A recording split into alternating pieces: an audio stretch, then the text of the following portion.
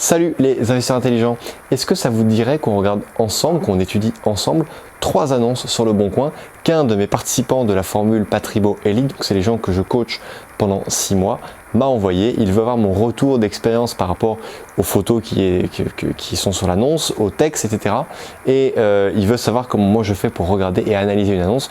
Et j'ai pensé qu'on pouvait tout à fait le faire ensemble parce que c'est vrai qu'il y a des choses qui, pour moi maintenant, me paraissent complètement évidentes, alors que peut-être que pour vous, si vous n'êtes pas forcément très chevronné pour l'instant en investissement immobilier, vont vous paraître complètement anodines, alors qu'en réalité, vous devriez vraiment vous pencher dessus. Donc on passe tout de suite sur mon ordinateur et on va analyser ensemble 3 annonces qui viennent du coup du nord de la France. Voilà, je vous dis donc à tout de suite sur mon ordinateur. Donc, voici les 3 annonces qu'on va étudier aujourd'hui. Ça se passe dans la ville de Douai. Alors Douai, c'est une ville que je situe globalement sur la carte de France, mais en termes de tension locative, en termes de population, en termes de fréquentation, je connais pas ce quartier-là. J'y suis allé une seule fois dans ma vie, je devais avoir 8 ou 10 ans. Donc je vais parler des annonces, mais je ne connais pas le contexte extérieur autour. Ça pourra faire office justement d'une prochaine vidéo. Donc, appartement de pièces de 40 mètres carrés. Donc ici déjà, bon, il n'y a qu'une seule photo, on voit uniquement la photo de la façade. On voit un immeuble qui a été construit probablement milieu-fin du siècle dernier, enfin milieu-fin du 19e. C'est un bâtiment qui doit dater de 1850-1870. Avec, on voit que au niveau de la façade, c'est pas du tout, c'est pas soigné. On va essayer de l'agrandir, voilà. C'est pas soigné, on voit qu'il y a des marques d'humidité ici, et puis on voit qu'il y a aussi des petits défauts au niveau du crépi. Là, par exemple, ici, alors je sais pas, j'ai pas encore lu le texte, mais là, ce qu'on voit, c'est que il y a probablement un problème au niveau de la gouttière qui est juste située en dessous. Là, vous avez de l'humidité qui est située au niveau de la fenêtre du haut. Donc là, qu'est-ce qui se passe? C'est que souvent, derrière cette fenêtre-là, qu'est-ce qui se passe? Eh bien, il va y avoir des infiltrations d'humidité parce que le crépi est en mauvais état, et c'est forcément dû à un problème ici au niveau de la gouttière. Voilà ce que cette façade me dit, moi, quand je la regarde telle qu'elle. Bon, elle me dit pas grand chose d'autre. C'est sûrement, on voit qu'il n'y a pas de numéro, ou en tout cas il y a un numéro qui est très peu lisible juste ici. Donc voilà, là c'est l'agent immobilier, il a vraiment tout fait pour pas qu'on puisse aller voir le propriétaire en direct. Il a vraiment tout fait pour qu'on ne puisse pas identifier l'endroit. Donc seuls les gens qui vont connaître par cœur la ville de Douai vont savoir où se trouve cet horodateur, où se trouve à peu près cet immeuble. Mais donc voilà ce que ça nous dit. Maintenant on va essayer de regarder un petit peu le texte de l'annonce. Donc appartement de pièces, 40 mètres carrés. Le prix, je vous en parle même pas, parce que quoi qu'il arrive, c'est pas le prix qu'on va payer. On va payer le prix qu'on veut bien mettre et que le vendeur voudra bien accepter. Appartement de pièces, 40 mètres carrés en dernier étage, situé à 2 pas du beffroi. Donc dernier étage, c'est ici. On voit qu'au niveau des fenêtres, ça a l'air plutôt pas mal. 40 mètres carrés, je doute que ce soit toute la surface, donc ça doit être 2 fenêtres, soit ces deux-là, soit ces deux-là. Sûrement pas les 2 du centre.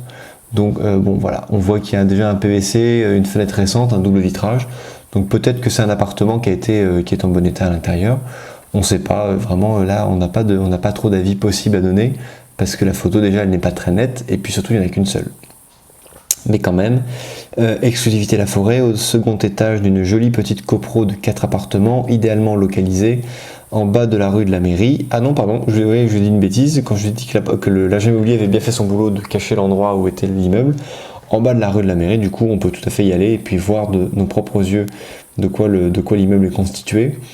Séjour avec coin cuisine, dégagement chambre, salle de bain, WC séparé, cave, environnement calme, proche de tout à pied, éligible dispositif fiscal de Normandie. Donc si c'est éligible au fiscal de Normandie, c'est qu'on est vraiment dans des zones de France où les loyers sont bas et où également le prix du mètre carré est très bas. Défiscalisation sur investissement locatif avec travaux à votre service pour tout renseignement, Alexis Caron, etc.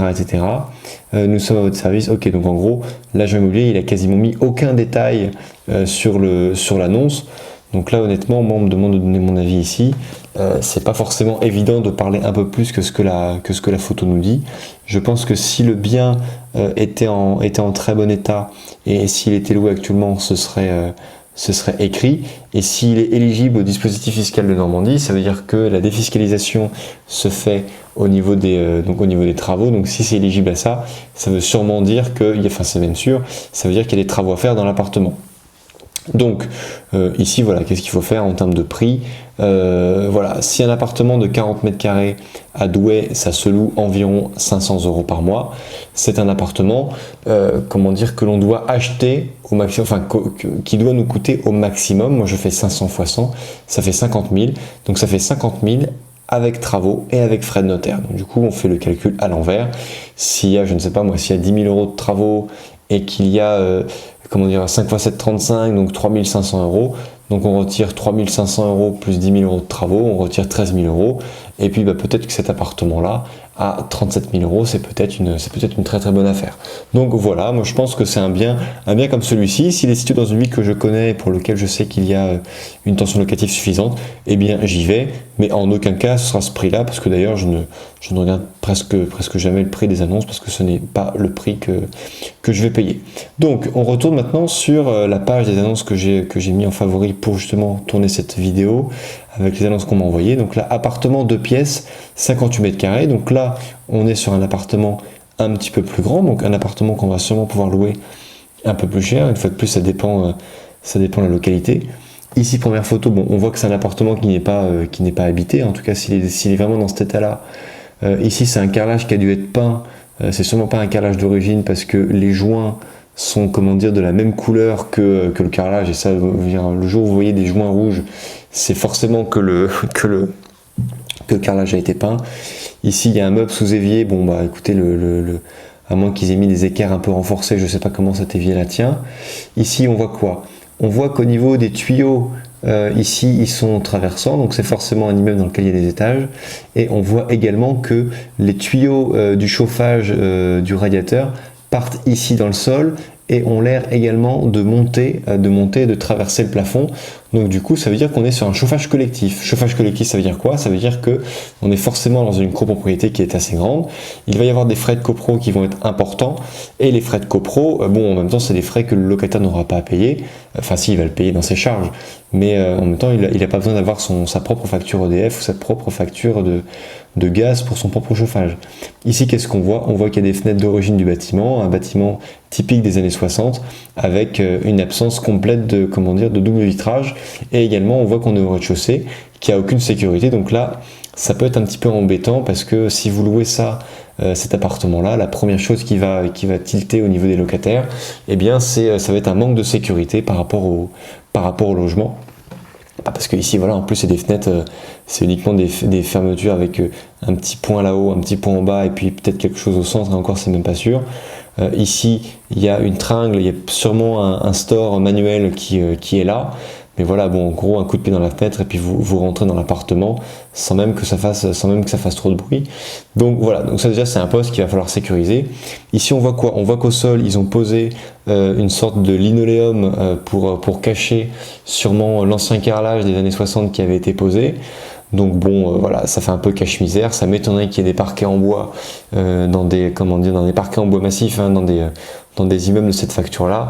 C'est un immeuble qui doit potentiellement ressembler d'extérieur, je vais pas dire un bâtiment style HLM, mais quand même, ça ne doit pas forcément être un très bel immeuble. Mais bon, ça n'empêche pas qu'on peut quand même investir dans des immeubles comme ça, hein, du moment que le bien est rentable, etc.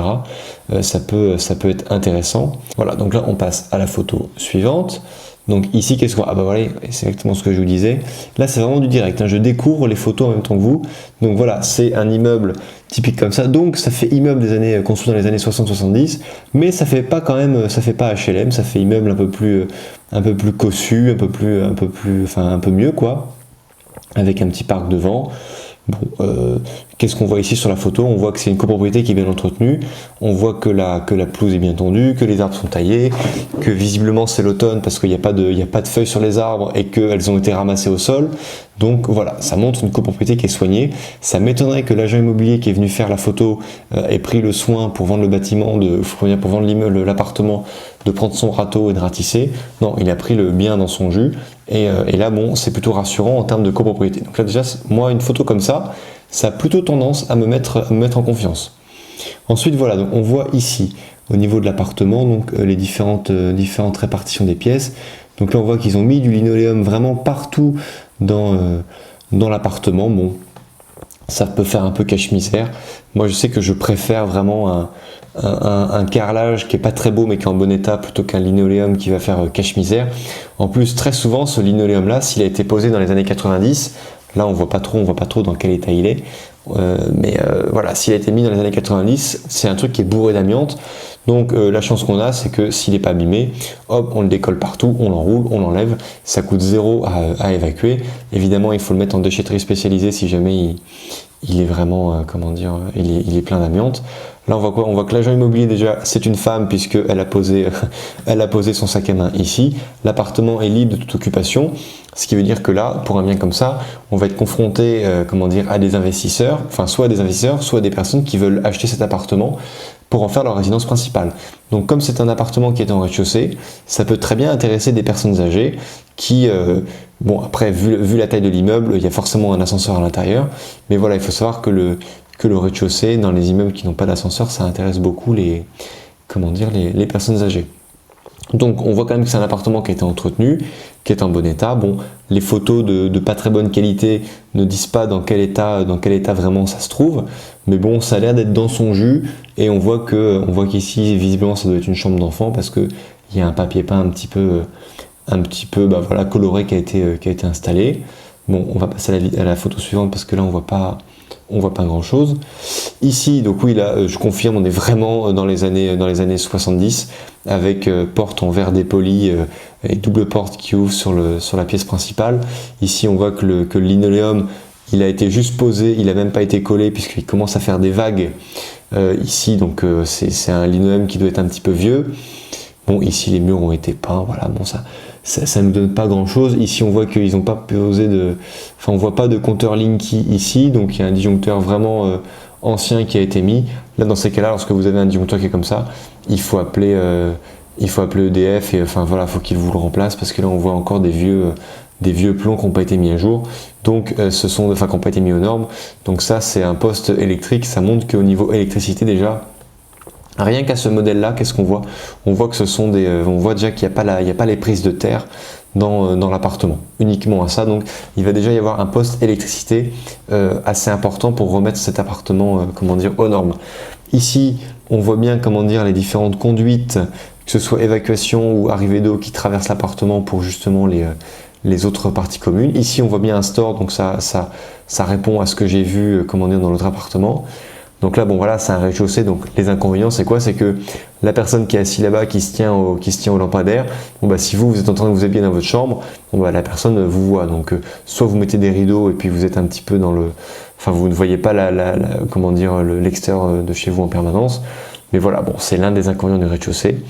Pareil, lino au sol. Donc c'est une chambre qui est pas très grande, mais qui peut très bien convenir à des adultes ou n'importe qui, mais c'est une chambre qui doit faire 9 ou 12 mètres carrés, grand maximum. Après, je vois pas quel est son renfoncement et s'il y a des placards qui sont intégrés ou pas. Voilà, donc là on a vu toutes les différentes photos de cette annonce. Ici, qu'est-ce que ça nous dit? Ça nous dit ici, face au parc de la Tour des Dames, dans une résidence très accueillante, proche d'une zone commerciale, importante des axes routiers principaux, joli type de grandes surfaces comprenant hall, séjour, cuisine, salle de bain, cellier, WC, chambre, chauffage collectif. Donc ça, c'est bien ce que je disais. Une cave, bon, voilà. Donc on n'en sait pas beaucoup plus par rapport au bien.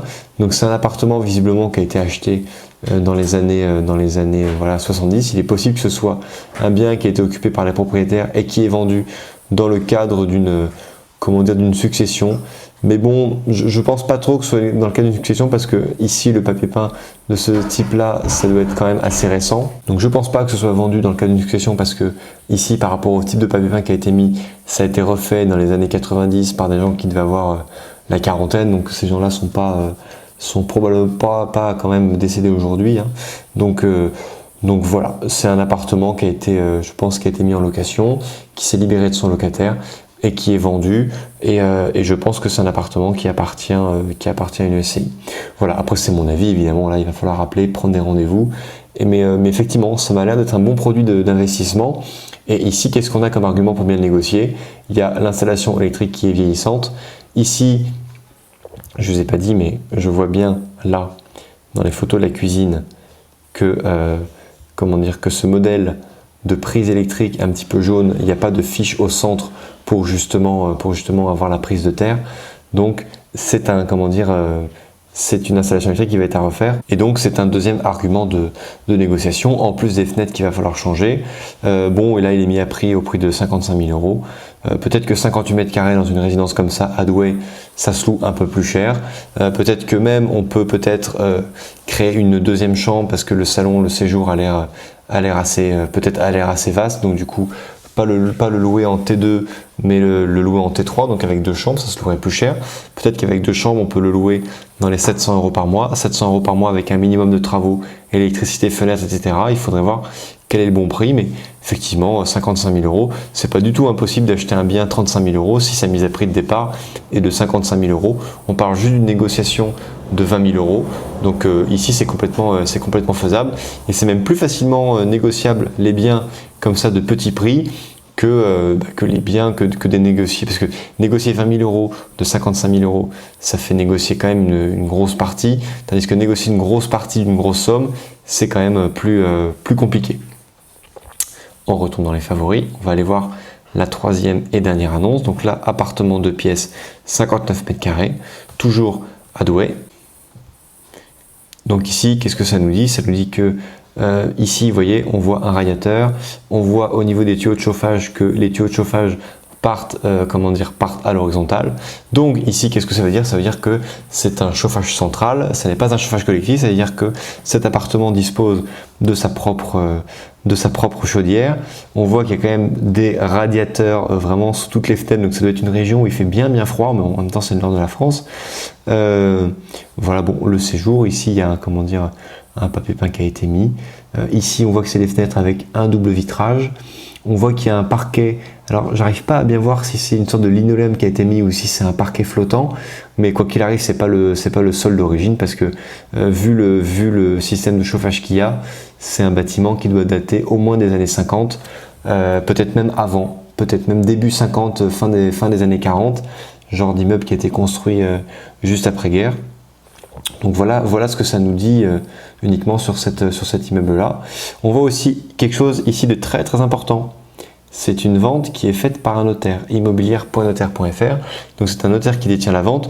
Donc ça ici, quand c'est un notaire qui détient la vente, c'est que c'est forcément, forcément, non, c'est pas forcément, mais c'est vendu dans le cas, enfin ici j'ai mis ma main coupée, c'est vendu dans le cadre d'une succession. Voilà, les ventes notariées, c'est systématiquement des ventes pour des successions.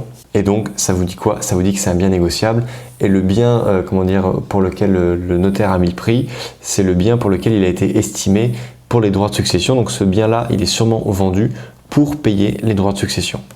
Donc, ça veut dire que que le vendeur a 6 mois pour les payer. À date de décès des propriétaires, ils ont 6 mois pour payer les droits de succession. Donc là, il faut voir de combien de temps cette annonce date. Ici. Donc photo, ok, donc là ça confirme une fois de plus par rapport à l'âge du carrelage. Là on voit que c'est une baignoire qui n'est pas d'origine mais qui a été installée après coup. Bon, la salle de bain elle est un petit peu mal fichue avec le radiateur ici, les canalisations, le rideau ici, le verre dépoli. Ici ça donne sur l'extérieur, ça donne pas sur une conduite parce que ils ont mis des fleurs derrière, donc c'est-à-dire qu'il y a quand même un minimum de soleil qui arrive. Avec ici une vasque. Le lave-linge avec les différents produits.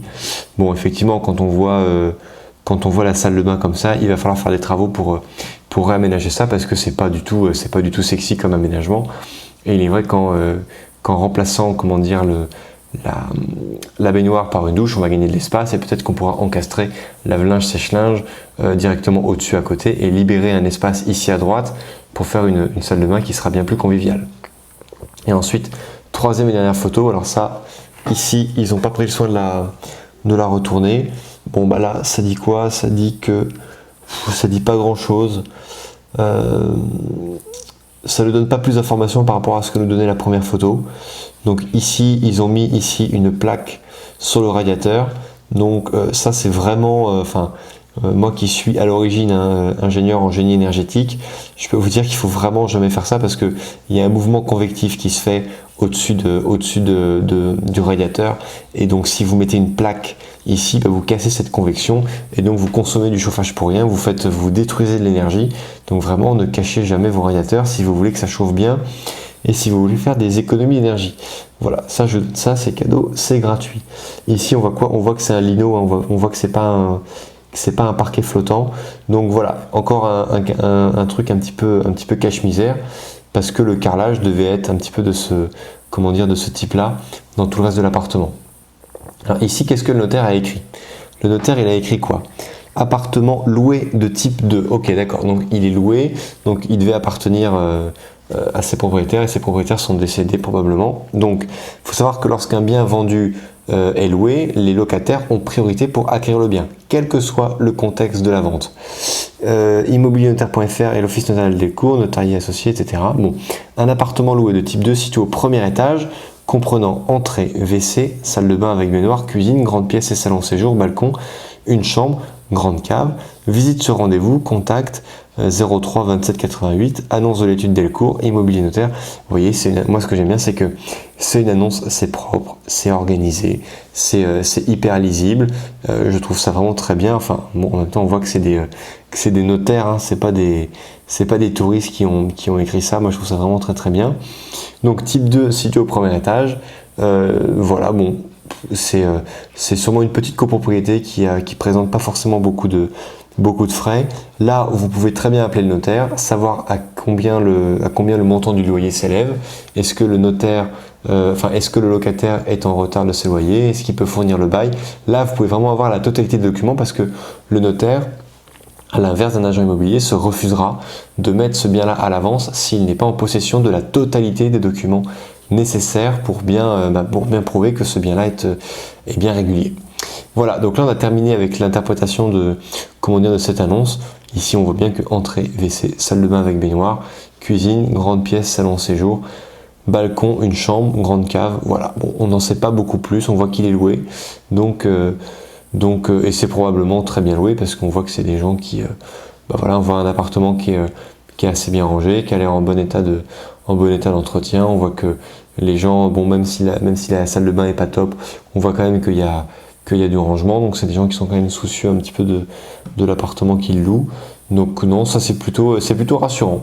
Maintenant, ce qu'il faut, c'est voir combien l'appartement est loué, voir comment est-ce que vous pouvez faire pour avoir au minimum 10% de rentabilité brute. Et évidemment, là, les questions qu'il faut poser lorsque vous allez appeler le notaire, c'est pourquoi est-ce que le bien est vendu? Donc ça, c'est forcément, il faut quand même le valider, mais c'est forcément dans le cadre d'une succession. Quel type de bail? Est-ce que c'est un bail nu? Est-ce que c'est un bail meublé? En général, ça va être un bail nu. Donc ça, il va falloir en profiter pour que ce soit un argument de négociation. Et puis également, moi, quand le bien est au premier étage, même si ça présente très très peu de danger, mettre en avant le fait que qu'une intrusion par des cambrioleurs peut se faire très facilement, parce que premier étage, vous montez sur le toit d'une voiture et puis vous y avez accès. Je veux dire, c'est assez facile. Donc utilisez cet argument-là pour négocier un petit peu. Et également, vous pouvez demander au notaire à combien cet appartement-là a-t-il été estimé dans la succession, parce que le notaire a calculé les droits de succession par rapport à la valeur du bien. Et peut-être que également cette succession-là, cette succession-là détient plusieurs appartements, et donc peut-être que vous allez pouvoir en visiter plusieurs grâce à cette succession. Voilà, chers amis, cette vidéo est terminée. J'espère qu'elle vous a plu. N'hésitez pas à la liker, à vous abonner à la chaîne, à la partager si cette vidéo vous plaît. En attendant, je vous dis à très bientôt pour une prochaine vidéo. Ciao!